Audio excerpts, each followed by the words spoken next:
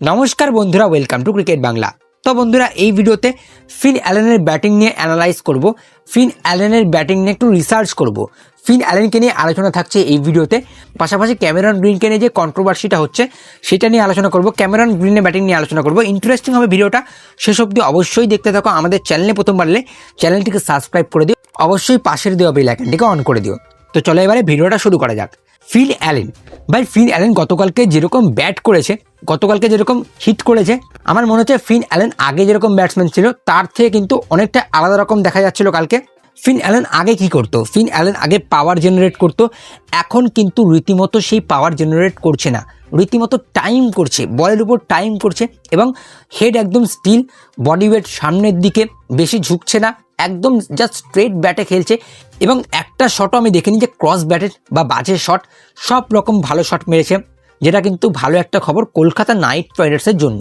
Finn Allen গতকালকে যেরকম bat করেছে আমি একটু যদি অ্যানালাইজ করি, প্রথমত হার্দিক পান্ডিয়াকে একটা ছয় মারে সামনের দিকে, সেই ছয়টা দারুণ ছিল, ফুল লেন্থ ডেলিভারি ছিল এবং কোনো পাওয়ার জেনারেট করেনি, জাস্ট শুধু ব্যাটটাকে রেখেছে এবং টাইম করেছে, দারুণ ছয় মেরেছে। এবং সেখানে হার্দিক পান্ডিয়া একটু রেগে যায় সেই শটটা দেখে, তার কারণ একটু ইগো প্রবলেম তো রয়েছে।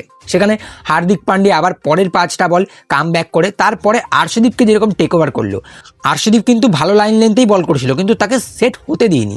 আর্শদীপের একটা গুড লেন্থের বল, জাস্ট পায়ের দিকে বলটা ছিল এবং জাস্ট ক্লিপ করলেন, বলটাকে জাস্ট ক্লিপ করলেন এবং মিড অনের উপর থেকে কিন্তু 6টা হয়ে গেল। মনে হচ্ছিল যে পাওয়ার জেনারেটই করছে না, মনে হচ্ছিল মাখনের মতো শট খেলছে। আমার এটাই ভালো লাগছে যে জাস্ট টাইম করছে বলের উপরে এবং হেড একদম স্টিল রয়েছে, যেটা কিন্তু একটা ভালো নিউজ কলকাতা নাইট রাইডার্সের জন্য। বাকি আমি ভেবেছিলাম হয়তো বরুণ চক্রবর্তী তাকে একটু অসুবিধায় ফেলতে পারে, বরুণ চক্রবর্তী যেরকম মিস্ট্রিটা নিয়ে আসে সেরকম মিস্ট্রি বোলিং করলে হয়তো বরুণ চক্রবর্তী তাকে আউট করতে পারত, কিন্তু না ভাই, বরুণ চক্রবর্তীকেও ভালো মতো মেরেছে। কালকে যে জাসপ্রীত বুমরা 4 ওভারে 58 খেলো, কালকে যে জাসপ্রীত বুমরা 14.5 ইকোনমিতে বল করলো, আর্শদীপ প্রথম 2 ওভারে 31 খেলো, বরুণ চক্রবর্তী প্রথম 2 ওভারে 30 রান খেলো, সেখানে কিন্তু ফিন অ্যালেনের হাত ছিল। মানে ফিন অ্যালেন কাউকে সেটেল হতে দিইনি, সবাইকেই সমানভাবে মেরেছে ফিন অ্যালেন।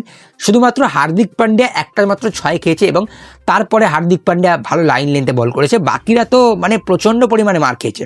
বরুণ চক্রবর্তী একটা পায়ের কাছে বল করে এবং সেই বলটা জাস্ট ক্লিপ করে মিড উইকেটের উপর থেকে 6 মারে এবং আরও একটা বল যেই শর্ট বলটা ছিল সেটা জাস্ট পিক করে, শর্ট বলটা পিক করে কিন্তু দর্শকের কাছে পাঠিয়ে দেয় বলটা। এবং ফিন অ্যালেন একটা মাত্র দারুণ শট খেলেছে, সেটা হচ্ছে আকসার প্যাটেলের বলে।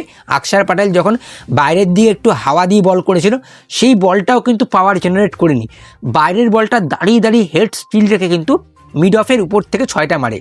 মানে কি ব্যাটিং করেছে কালকে, দারুণ ব্যাট করেছে, পাওয়ার জেনারেট করেনি, যেটা আমার খুব ভালো লেগেছে যে এক্সক্লুসিভ, তার মধ্যে কিন্তু পাওয়ার রয়েছে কিন্তু পাওয়ার একবারও জেনারেট করেনি। 2-4টে ক্লাস শটও খেলে, 2-4টে অফ স্টাম্পের বাইরে কাভারের উপর থেকে 4 মারে, 2-4টে কাভার ড্রাইভ, 2-4টে ব্যাকফুট পাঞ্চ মারে। সুতরাং ওভারঅল দারুণ স্ট্রোক মেকিং, ওভারঅল দারুণ পাওয়ার হিটিং। আমি বলবো ফিন অ্যালেন দারুণ ব্যাট করেছে এবং ফিন অ্যালেন প্রচণ্ড পরিমাণে হাইপটা নিয়ে আসছে কলকাতা নাইট রাইডার্সের জন্য। আমার মনে হয় হর্ষিত রানা, রিঙ্কু সিং এরা এতটা হাইপ নিয়ে আসছে না যতটা না ফিন অ্যালেন নিয়ে আসছে। সেখানে ফিন অ্যালেনকে দেখার জন্য আকুলতা তো রয়েছে। বাকি আমি এটা চাইবো যে ফিন অ্যালেন ওয়ার্ল্ড কাপে যেন ভারতের বিপক্ষে এরকম ব্যাট না করে। বাকি আইপিএলে করুক, কোনো অসুবিধা নেই, আইপিএলে সব বলারদের এরকম করে ট্রিট করুক, কিন্তু আমি বলবো ওয়ার্ল্ড কাপে যেন এরকম ট্রিট না করে। বাকি যদি আমি ঈশান কিষানকে নিয়ে আলোচনা করি, ঈশান কিষানও কিছু কম নয়। কি ব্যাটিং করেছে ঈশান কিষান, দারুণ একটা সেঞ্চুরি করলো ঈশান কিষান কালকের এই ম্যাচে। এবং ঈশান কিষান এতদিন কোথায় ছিল? প্রেস কনফারেন্সে সূর্যকুমারকে যখন জিজ্ঞেস করা হয় ঈশান কিষানকে নিয়ে, ঈশান কিষানের নামে সূর্যকুমার যাদব বলে যে আমরা ডোমেস্টিক ক্রিকেটের দিকে খুব নজর রেখেছিলাম, ঈশানের ব্যাটিং আমরা দেখেছি, ঈশান খুব ভালো ব্যাট করেছিল। সেখানে কিন্তু সূর্যকুমার টিম ম্যানেজমেন্টকে বলে ঈশান কিষানকে সুযোগ দিতে, সেখানে কিন্তু ঈশান কিষান সুযোগের দারুণ ব্যবহার করেছে এবং দারুণ ব্যাট করেছে। আমি বলবো ঈশান কিষান যেরকম করে পাওয়ার প্লের পরে স্পিনারদেরকে কালকে খেলেছে, প্রথম দিকে কিন্তু স্লো খেলছিল, 16 বলে 18 রানে ব্যাট করেছিল, সেখানে কিন্তু এক্সেলেন্ট করে 43 বলে একটা দারুণ সেঞ্চুরি করেছে। আমি বলবো ঈশান কিষান যেরকম করে মিডল ওভারে স্পিন খেলেছে, স্যাটনারকে যেভাবে খেলেছে, ঈশ্বরীকে যেরকম করে মেরেছে, আমি বলবো ইন্ডিয়ান পিচে ঈশান কিষান ভালো ব্যাটসম্যান, বাট বিদেশের মাটিতে ঈশান কিষান কীরকম ব্যাট করবে সেটা একটু কোয়েশ্চেন মার্ক থাকছে। তার কারণ ঈশান কিষান ফাস্ট বোলারদেরকেও সেরকম করে ট্রিট করেছে, যেরকম করে জ্যাকব ডাফিকে মেরেছিল, জেমিসনকে মেরেছিল। আমি বলবো ওভারঅল ঈশান কিষানের ব্যাটিংটা বেশ ভালো লেগেছে। ঈশান কিষান যেরকম ব্যাট করেছে ওয়ার্ল্ড কাপে কিন্তু তিনি ওপেনার হিসেবে খেলবে, তার কারণ আমরা সেকেন্ড ইনিংসে দেখতে পাই ঈশান কিষান উইকেট কিপিং করছে, সেখানে সঞ্জু স্যামসনের সামনে গৌতম গম্ভীর এটা না করলেই পারতো। গৌতম গম্ভীর এই লাস্ট ম্যাচটা সঞ্জু স্যামসনকে দিয়ে উইকেট কিপিং করতে পারতো। মানে তার ঘরের মাঠে এসে সঞ্জু স্যামসনকে এরকম অপমান করা, মানে ঈশান কিষানকে উইকেট কিপিং দিয়ে দিচ্ছ, মানে একটা চিহ্ন ছেড়ে দিচ্ছ। ঈশান কিষান ওয়ার্ল্ড কাপে খেলবে এটা একটা চিহ্ন ছেড়ে দিচ্ছ তারই ঘরের মাঠে, সেটা কিন্তু একটা বাজে সংকেত। বাকি সঞ্জু স্যামসনের জন্য আমার একটু খারাপ লাগছে। দেখো পারফরমেন্স খারাপ করতেই পারে, তার মানে এই না এরকম করে তাকে অপমান করে উইকেট কিপার থেকে সরিয়ে উইকেট কিপিং না করিয়ে ফিল্ডিং করে ঈশান কিষানকে উইকেট কিপিং করাচ্ছ। যে সবেমাত্র এসেছে ঈশান কিষান সবেমাত্র এসেছে, সঞ্জু স্যামসন অনেকগুলো ম্যাচ থেকে কিন্তু ভারতের হয়ে পারফরমেন্সটা দিয়েছে, তো আমি বলবো এটা না করলেই পারতো। বাকি Sanju Samson world cup playing 11 থেকে কিন্তু ছিটকে গেল, এটা কিন্তু সংকেত গৌতম গম্ভীর দিয়ে দিয়েছে। এইবারে আমি ক্যামেরন গ্রিনকে নিয়ে আলোচনা করব। গতকালকের ম্যাচে ক্যামেরন গ্রিন যেরকম ব্যাট করেছে আমার মনে হয় সব থেকে ভালো ব্যাটিং করেছে ক্যামেরন গ্রিন, তার কারণ অস্ট্রেলিয়ার হয়ে কেউ সেরকম করে দাঁড়াতে পারেনি। এক এন্ড থেকে ক্যামেরন গ্রিন ভালো ব্যাট করছিল, তো অপর এন্ড থেকে উইকেট পড়ে যাচ্ছিল, সেখানে উসমান তারিক তাকে আউট করে এবং সেখান থেকে কন্ট্রোভার্সি শুরু হয়।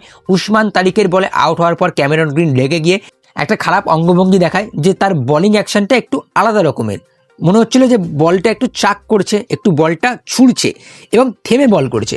দেখো থেমে বল করলে অতটা অসুবিধা হয় না, তার কারণ রবিচন্দ্রন আশ্বিন থেমে বল করতো, সেখানে ইন্টারন্যাশনাল ক্রিকেট কাউন্সিল তার উপর কোনো এলিগেশনস দিইনি। বাট আমি বলবো উসমান তারিককে কি এলিগেশন দেবে ইন্টারন্যাশনাল ক্রিকেট কাউন্সিল? আমি বলবো কোনো দরকার হয় না। মানে এমন না যে তার বলে ব্যাটিং করাটা খুব দুষ্কর, তাকে মারা যায় ভাই। মানে এমন না যে উসমান তারিকের বলে 6 মারা যায় না। 15 ফেব্রুয়ারি ভারত পাকিস্তানের ম্যাচে দেখে নিও ভারতীয় দল কীরকম করে উসমান তারিককে খেলে, এবং উসমান তারিককে দেখার জন্য আমি খুব এক্সাইটেড, তার কারণ তার মধ্যে একটু অ্যাটিটিউড রয়েছে এবং পাকিস্তানের সকল ফাস্ট বোলার, সকল স্পিনার, সকল প্লেয়ারদের মধ্যে একটু একটু করে অ্যাটিটিউড রয়েছে। শ্যাম আয়ুব যেরকম কালকে ট্র্যাভিস হেডকে আউট করে অ্যাটিটিউড দেখালো, তারপরে উসমান তারিক ক্যামেরন গ্রিনকে আউট করে ইনস্টাগ্রাম পোস্টে যেটা দেখালো যে ক্যামেরন গ্রিন আউট হওয়ার পর কাঁদছে। তো এই অ্যাটিটিউডগুলো কি ভারতের বিপক্ষে চলবে? সেটা দেখব 15 ফেব্রুয়ারি ভারত পাকিস্তানের ম্যাচ, যেখানে ভারতীয় দল নিউজিল্যান্ডকে ব্যাটের মাধ্যমে হারালো, সেখানে কিন্তু পাকিস্তান সরাসরি অস্ট্রেলিয়াকে পরপর 2টো ম্যাচ হারালো বল করে। সুতরাং ব্যাট ভার্সেস বল আমরা দেখতে পারবো 15 ফেব্রুয়ারি T20 ওয়ার্ল্ড কাপ ভারত বনাম পাকিস্তান। খুব এক্সাইটেড এই ম্যাচটা দেখার জন্য। বাকি আজও রয়েছে ভারত পাকিস্তানের আন্ডার-19 খেলা, সেইটা নিয়ে আপডেট দেব। পরবর্তী ক্যামেরন গ্রিন কীরকম ব্যাট করলো আজকে সেই সব নিয়ে আলোচনা করব। ভিডিওটি ভালো লাগলে বেশি বেশি করে লাইক, বেশি বেশি করে শেয়ার করে দিও। তোমাদের মতামত জানিও ফিন অ্যালেনের ব্যাটিং, ক্যামেরন গ্রিনের ব্যাটিং নিয়ে। বাকি আজকের ভিডিওতে এইটুকুই। পাশে থাকুন, চ্যানেলটিকে সাবস্ক্রাইব করে পাশের বেল আইকনটিকে অন করে দিন। চলো টাটা।